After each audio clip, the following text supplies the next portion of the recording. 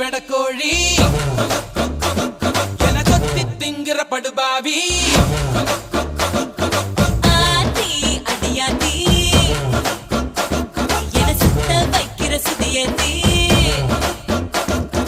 அரகுற வயசுல மயக்கிற சயசுல கருமென இனிக்கிற எருமனி அழைக்கிற உனக்குள்ள என்ன வச்சு உண்டியல குலுக்கிற பரபரப்பா இருக்கு